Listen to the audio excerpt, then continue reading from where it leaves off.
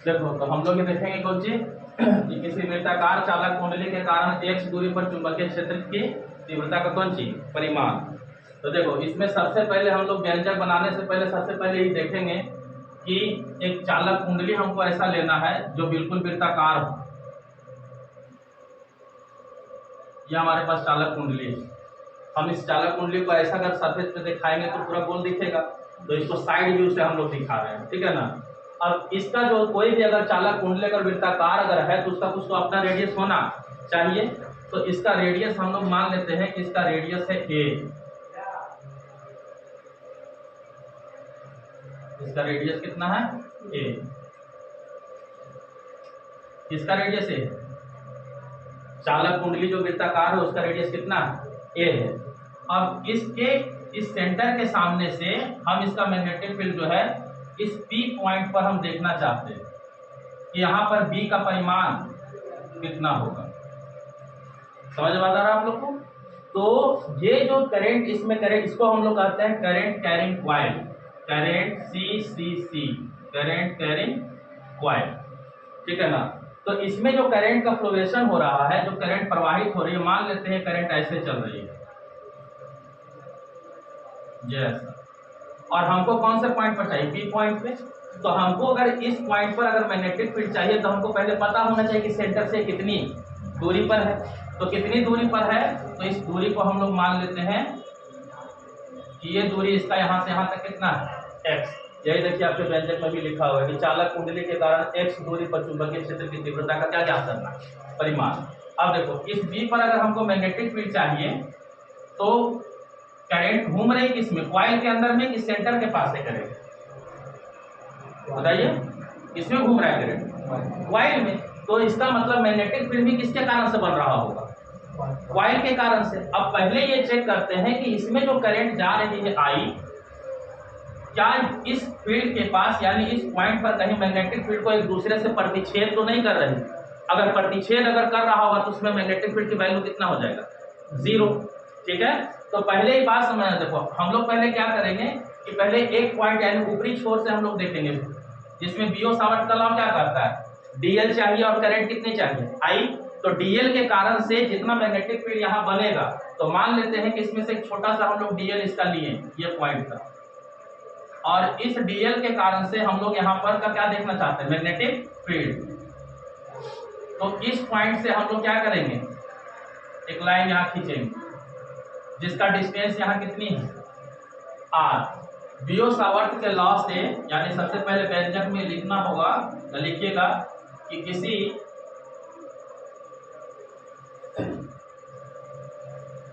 चालक कुंडली में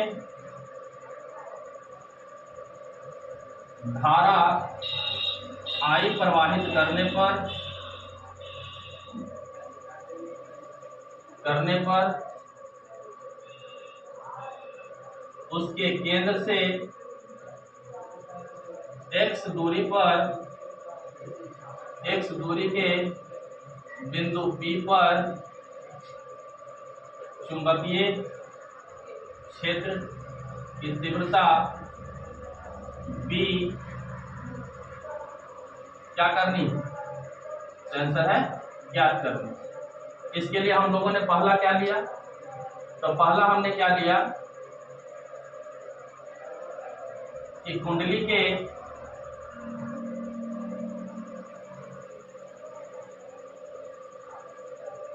एक सिरे के अल्प अंश डीएल के कारण r दूरी पर स्थित बिंदु P पर इसका परिमाण B का क्या देखना परिमाण। देखो बियो सावर्ट का लॉ कहता है कि डीएल और r के बीच हमको क्या चाहिए, उसमें लिखा होगा म्यू नॉट अपॉन 4 पाई आई डीएल साइन थीटा बटे r का स्क्वायर। तो वहां पर थीटा किसके बीच होता है, डीएल और r के बीच। तो देखो हम जो मैग्नेटिक फील्ड निकाल रहे हैं ये हमारा है डीएल और ये कौन सा है r। तो इसी के बीच हमारा मैग्नेटिक फील्ड ये बन रहा। तो मैग्नेटिक फील्ड हमेशा याद रखिए कि डीएल और आर के बीच का मैग्नेटिक आर डीएल और आर यानी सॉरी आर और मैग्नेटिक फील्ड के बीच का जो एंगल होता है वो कितना होना चाहिए? बताए होंगे कि डीएल और आर का एंगल भले चेंज हो सकता है लेकिन आर और बी का एंगल हमेशा कितना रहेगा? 90 डिग्री। तो अब देखो बताओ इसका 90 डिग्री जो है ये आर रहा और इसका 90 डिग्री कैसा रहेगा? ऐसा। अगर ये लाइन ऐसा तिरछा है तो इसका 90 डिग्री भी कैसा होगा? तिरछा। तो इसका भी किधर जाएगा? इधर की ओर। ये किसकी डायरेक्शन है? तो आंसर है छोटा डीएल है तो ये कौन सा? छोटा डीबी। समझ में बता गया? ठीक है। तो इसके एक शीर्ष पर हम लोगों ने निकाला, ये क्या हुआ? डीबी आ गया। ठीक। अब ध्यान से देखो, इसी का एक पेयर ठीक इसी के सामने लेना। एक पेयर इसी का ठीक क्या लेना? पेयर माने कौन चीज? जोड़ा। तो हम पहले ये देखते हैं, देखो करंट किधर जा रही है? करंट किधर जा रही है? तो ये किसकी डायरेक्शन है? डीएल की। और आर को कैसा रखना है? हथेली में। तो देखो आर ऐसा है तो मैग्नेटिक फील्ड कैसा होगा? किधर की ओर? अंदर की ओर। तो ऐसा अंदर तो दिखा नहीं सकते, तो इसका 90 डिग्री ऐसा अंदर जाएगा। ठीक। दूसरा हम लोग एक दूसरा डीएल लिए, ये है इसका डीएल, ठीक इसके क्या है? सामने। यहां भी करंट कितना जा रहा होगा? आई। तो यहां से इसकी दूरी कितनी है? तो देखो अगर ये सर्कल है तो जितना डिस्टेंस इस पॉइंट से इस पॉइंट के बीच में उतना ही डिस्टेंस इसके भी बीच में होगा। तो ये भी डिस्टेंस कितना है? आर। समझ में बताया? तो मान लो एक आइडियल हम पॉइंट लिए शीर्ष का कौन सा? ए। और एक पॉइंट हमने कौन सा लिया? बी। तो अगर ये डीएल ऐसा जा रहा है तो इसका मैग्नेटिक फील्ड कैसा बनना चाहिए? तो इसके आर के ठीक कैसा डिग्री? 90 डिग्री। तो इसका आर है ऐसा तो इसका 90 डिग्री ऐसा होगा। ठीक। समझ में बता रहा है? तो इस आर के ठीक इसके सामने जो मैग्नेटिक फील्ड होगा वो ठीक इसके ऐसे होगा सामने। ये भी कौन है? डीबी। तो हमने इसमें कितने पेयर लिए? 2 पेयर। एक पॉइंट ए से आइडियल का डीबी निकाला और एक पॉइंट बी से, पॉइंट बी ले लिखते हैं बी और इसको दूसरा नाम छोड़ देते हैं, मान लेते हैं एम और यहाँ ले लेते हैं एन। एन पॉइंट पर आइडियल के कारण से भी कितना मिला? डीबी। अब दोनों डीबी जो है हमको पता है। अब देखो एक ही पॉइंट पर हमको दो मैग्नेटिक फील्ड मिल रहा है। अब हमको यहाँ से सोचना है कि क्या ये मैग्नेटिक फील्ड एक दूसरे को कैंसिल करता है या नहीं, क्योंकि डीबी जो है वो कैसी राशि है?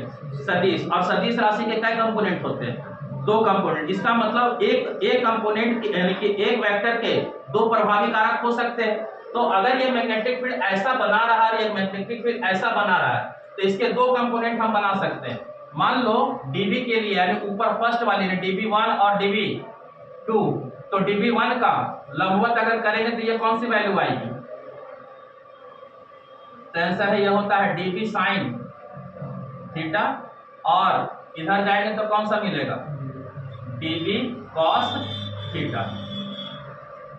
समझ में बताया? अच्छा b2 के लिए देखो, b2 के लिए db1 कहाँ आएगा? सॉरी db sin थीटा कहाँ? नीचे। और फिर से जब इसी के आधार पे जाएंगे तो फिर हमको b2 के लिए भी क्या मिलेगा? db cos theta.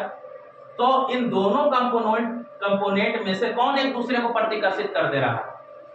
आंसर है db sin theta. db sin theta एक दूसरे को कैंसिल कर दे रहा है, तो बचने वाला वैल्यू कौन है? तो इसका मतलब यानी इस db का कौन सा कंपोनेंट मैग्नेटिक फील्ड बना रहा है और कौन नहीं बना रहा? तो आंसर है d sin theta magnetic field नहीं बना रहा है। बनाने वाला मैग्नेटिक फील्ड कौन है? db cos theta. तो यहाँ पर जो बात हुआ उसको यहाँ पर हम लोग लिखेंगे। ठीक है।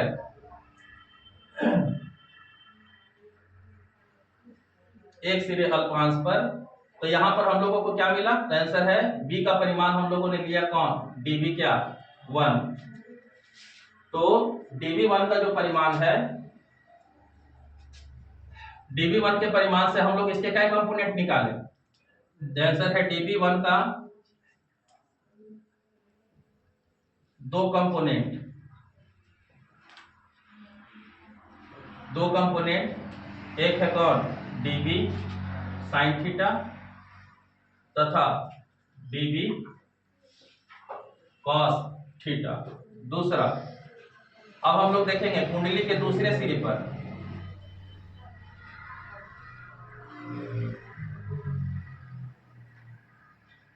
दूसरे सिरे पर डीएल के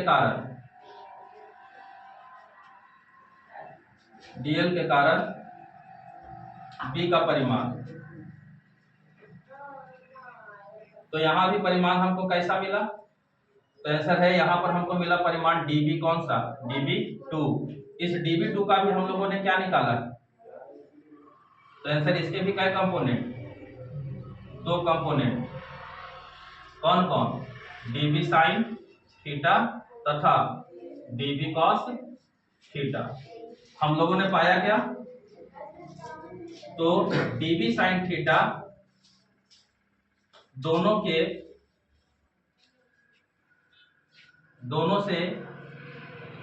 एक दूसरे के क्या हैं? एक दूसरे के विपरीत हैं। अर्थात dB sin थीटा के लिए b का परिमाण क्या हो जाएगा? आंसर है 0 हो जाएगा।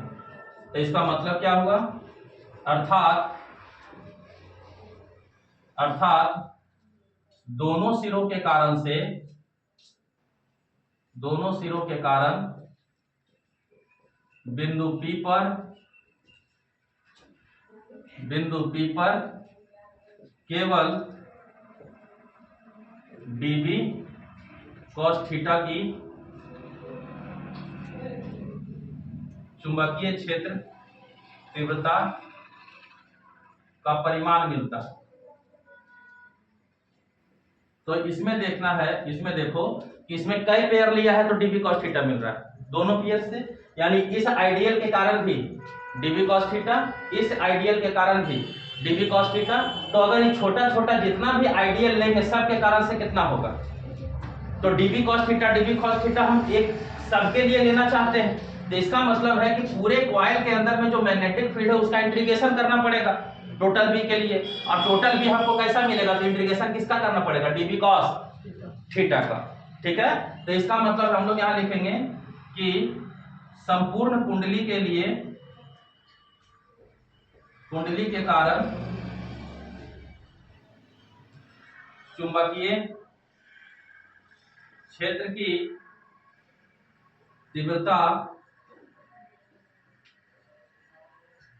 तीव्रता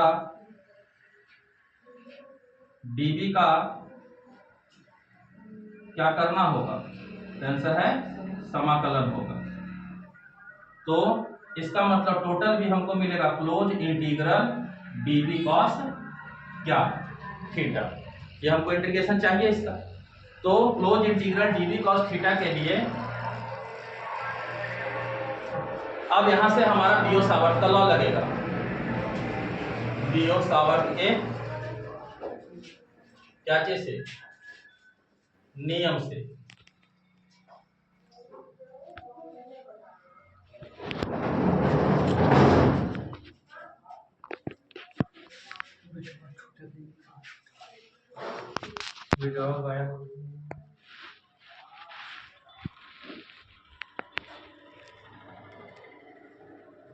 हो गया।